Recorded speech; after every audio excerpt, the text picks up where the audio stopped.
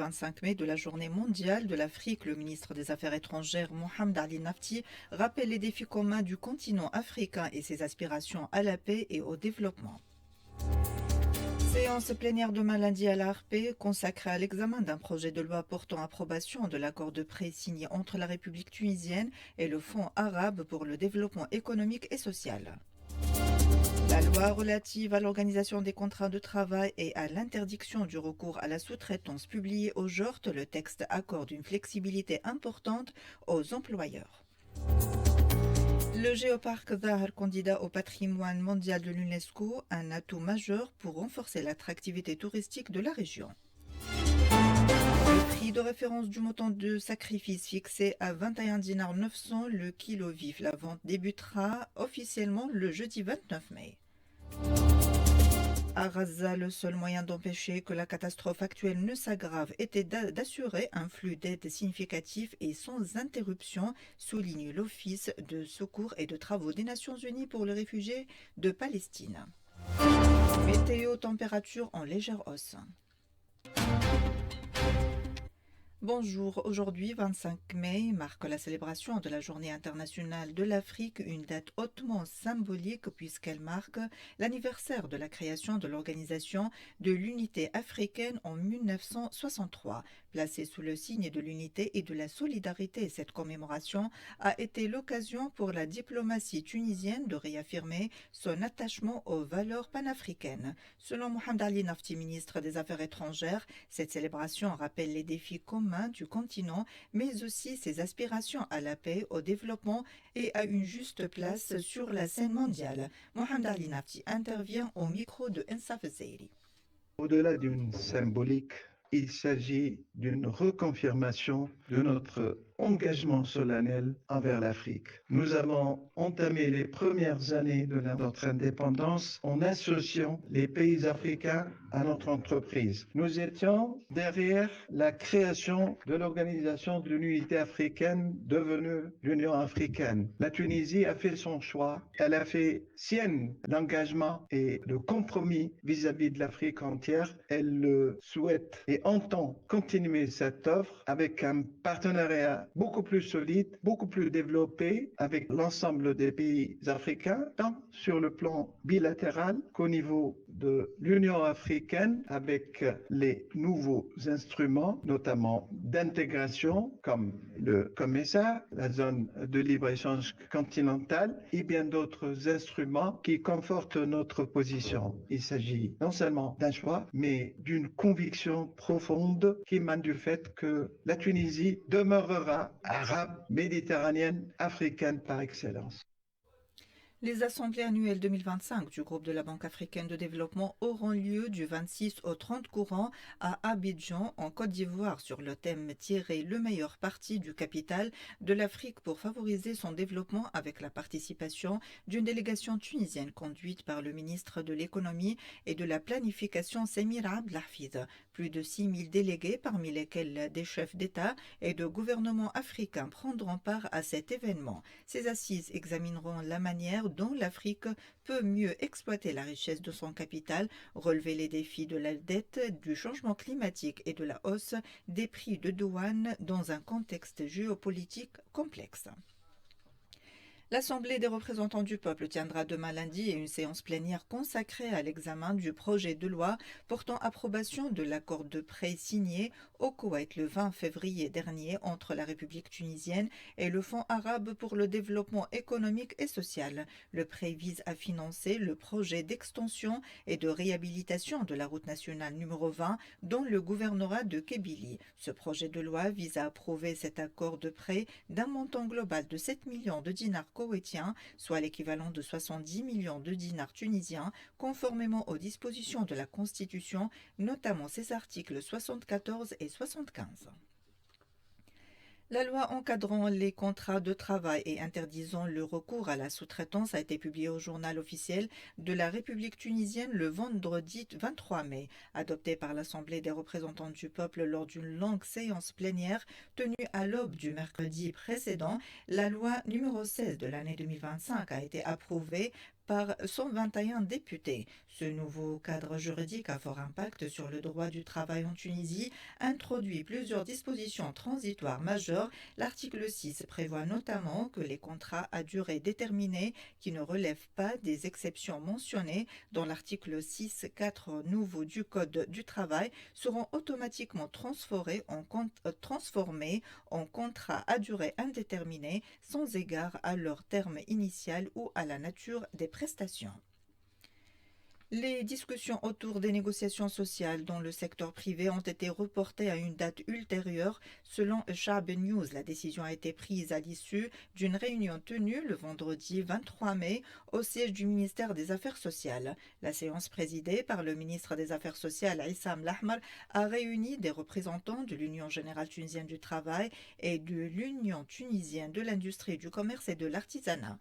Ce report vise à permettre aux partenaires sociaux de poursuivre les consultations afin d'aboutir à un accord garantissant la stabilité sociale et une meilleure justice pour les travailleurs. Le GTT plaide pour un cadre sectoriel, estimant que cette approche permet de mieux tenir compte des spécificités propres à chaque domaine d'activité. Selon les représentants syndicaux, cela favoriserait un équilibre plus juste entre les différents acteurs de la production.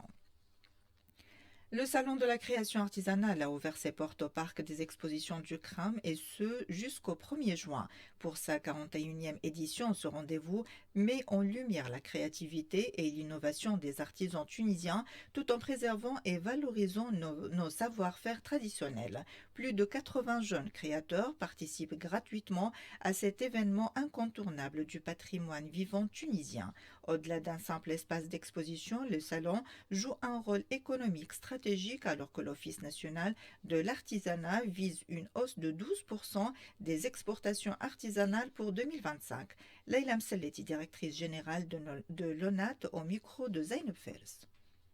Cette année, on aura plus que 1000 artisans qui exposent durant le salon dans différents espaces. Il y a des espaces communs et des espaces pour le commerce. Les commerçants, c'est plus que 700 artisans des stands commerciaux. Et pour les autres aussi, peuvent commercialiser leurs produits, mais selon une stratégie que l'Office national de l'artisanat insiste pour la présenter au public. On a 86 nouveaux promoteurs qui ont des stands gratuits. C'est un espace commun où ils peuvent présenter leurs produits et trouver de nouveaux marchés. Bien sûr, il y aura un concours interne entre ces nouveaux promoteurs pour le meilleur projet. Le point focal du salon, c'est la création. Donc, il y a un concours de création pour les artisans et on a aussi plusieurs institutions et organismes partenaires qui participent à ce salon-là. On a la participation du projet de Créatif Tunisia avec une partenariat de l'ONA avec l'ONODI qui expose certaines créations qui sont travaillées dans le cadre de partenariat entre l'Office national de l'artisanat et l'ONODI. Il faut montrer que les créateurs d'aujourd'hui s'inspirent de notre patrimoine. C'est notre culture qu'on doit valoriser et innover pour aller vers tout ce qui est œuvre d'art.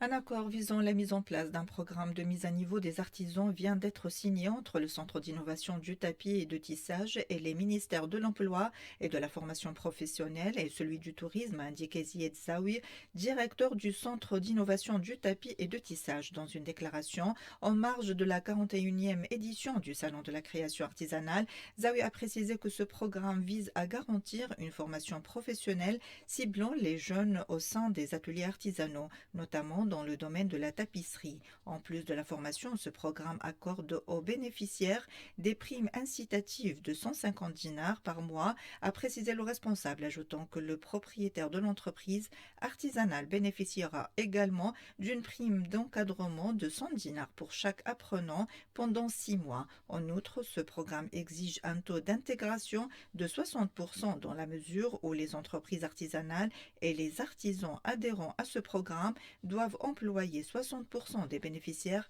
de la formation.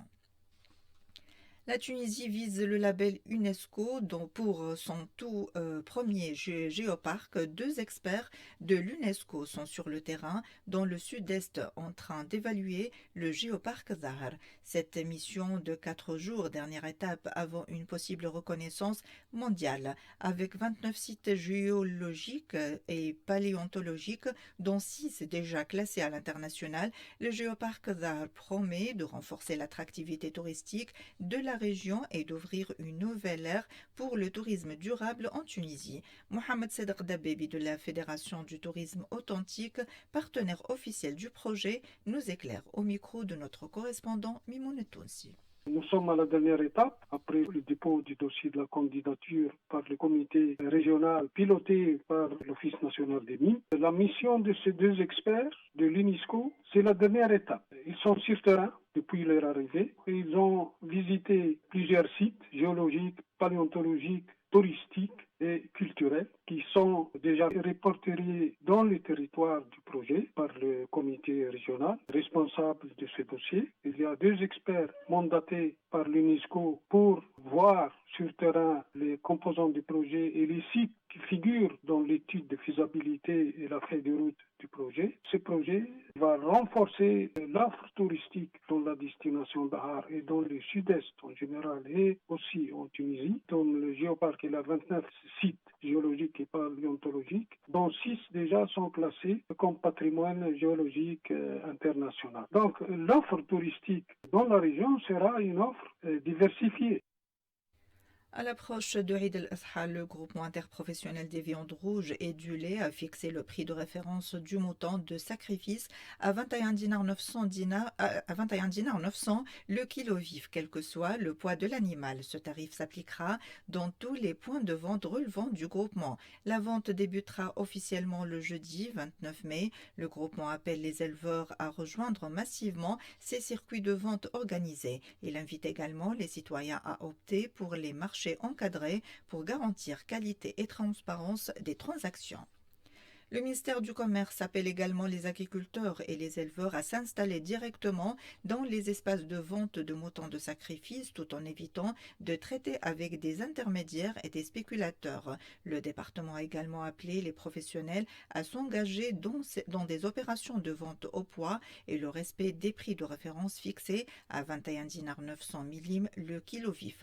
Le ministère du Commerce a également exhorté tous les citoyens à s'approvisionner auprès des espaces organisés et les points de vente mis en place à cet effet pour préserver leur pouvoir d'achat.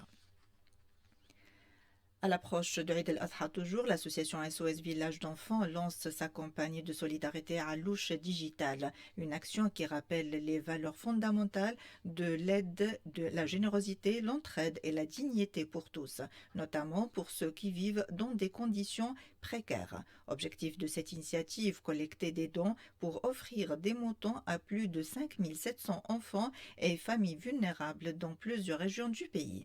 Doha Laroussi, responsable marketing à SOS Village d'enfants, intervient au micro de Ensaf Zeiri. À Louche Digital, il s'agit d'une page dédiée sur notre site web sosve.tn qui permet à toute personne de contribuer en ligne à l'achat de moutons pour les familles prises en charge par SOS. Cette année, nous accompagnons 1250 familles vulnérables à travers notre programme de renforcement de la famille, en plus des enfants accueillis dans nos villages. À travers le challenge à Louche Digital, nous avons lancé un appel clair, atteindre l'objectif de 1000 moutons pour que chaque enfant puisse vivre ce moment symbolique dans la dignité, la joie et surtout au côté de sa maman. Car la joie d'un enfant qui choisit lui-même son mouton avec sa mère, c'est un moment indescriptible. Je me permets ici de reprendre les mots d'un enfant qui l'année dernière a pu vivre cette expérience pour la première fois avec sa maman. Grâce à vos dents, cette année, pour la première fois, je me suis sentie normale. Et c'est exactement pour cela que nous faisons tout cela. Sur notre page Arlos Digital, en toute transparence, vous pouvez suivre l'évolution de la campagne. À l'heure où je vous parle, nous avons atteint 33 moutons collectés en ligne. Et pour ceux qui souhaitent contribuer autrement, le don par SMS sur le 85 510 est toujours actif jusqu'au 6 juin. Il suffit d'envoyer le mot SOS. Actualité dans le monde, la défense civile de la bande de Gaza a annoncé ce matin la mort de 8 personnes, dont une femme enceinte, dans des frappes aériennes nocturnes de l'armée sioniste dans le centre et le nord du territoire palestinien assiégé, où Israël intensifie ses attaques barbares. Le bilan de l'agression génocidaire sioniste contre la bande de Gaza s'est élevé à 53 901 martyrs et 122 593 blessés depuis le 7 octobre 2023, ont indiqué les autorités sanitaires palestiniennes. palestinienne. La même source précise que les corps de 79 martyrs et 211 blessés sont arrivés dans les hôpitaux de Gaza au cours des dernières 24 heures, ajoutant que ces statistiques n'incluent pas les hôpitaux du nord de l'enclave en raison des difficultés d'accès. Les autorités sanitaires palestiniennes ont souligné que 3 747 Palestiniens sont tombés en martyrs et 10 552 autres ont été blessés depuis le 18 mars, date de la reprise de l'agression sioniste, notant que les corps de nombreuses victimes se trouvent encore sous les décombres. L'Office de secours et de travaux des Nations Unies pour les réfugiés de Palestine a indiqué ce matin que le seul moyen d'empêcher que la catastrophe actuelle à Gaza ne s'aggrave était d'assurer un flux d'aide significatif et sans interruption. Le cri d'alarme lancé par l'agence onusienne intervient au moment où la bande de Gaza continue de souffrir d'une crise humanitaire catastrophique depuis que l'entité sioniste a fermé les points de passage le 2 mars. L'UNRWA a souligné que les habitants de Gaza ne peuvent plus attendre l'arrivée de l'aide, relevant que l'enclave palestinienne a besoin au minimum de 500 à 600 camions par jour gérés par l'ONU. La Russie a annoncé ce matin que 303 soldats russes faits prisonniers avaient été échangés contre le même nombre de militaires ukrainiens, marquant la troisième et dernière phase d'un échange record de prisonniers entre Kiev et Moscou. Conformément aux accords russo-ukrainiens conclus à Istanbul le 16 mai, les parties russes et ukrainiennes ont mené entre les 23 et 25 courants un échange suivant le format 1000 personnes contre 1000 personnes, a précisé le ministère russe de la Défense. Le film de fiction La petite dernière de la réalisatrice franco-tunisienne Hafsia Harzi a remporté le prix d'interprétation féminine attribué à Nedia Meliti à la 78e édition du Festival international de Cannes. Le palmarès complet de cette édition tenue du 13 au 24 courant dans la ville de Cannes a été dévoilé hier soir. Le jury du 78e Festival de Cannes, présidé par l'actrice française Juliette Binoche, a remis son palmarès parmi les 22 films présentés en compétition cette année. Selon un communiqué du festival publié dans la soirée, le réalisateur iranien Jafar Panahi a remporté la Palme d'Or, la plus haute distinction pour un simple accident. Météo, temps partiellement nuageux sur la plupart des régions accompagné de pluies éparses le matin, puis couvert de nuages passagers l'après-midi. Les températures seront en légère hausse, les maximales varieront entre 20 et 25 degrés au nord et sur les hauteurs et entre 26 et 29 degrés ailleurs. Ce journal touche à sa fin. Un bref rappel de ses principaux titres. Célébration aujourd'hui de la Journée mondiale de l'Afrique, le ministre des Affaires étrangères Mohamed Ali Nafti rappelle les défis communs du continent africain et ses aspirations à la paix et au développement. Séance plénière demain lundi à l'ARPE consacrée à l'examen d'un projet de loi portant approbation de l'accord de prêt signé entre la République tunisienne et le Fonds arabe pour le développement économique et social. C'est la fin de ce journal. Merci de l'avoir suivi. Merci à Tarek Drissi et à la technique et à Rimet Trabelsi, notre journaliste web. La rédaction vous donne rendez-vous à 15h.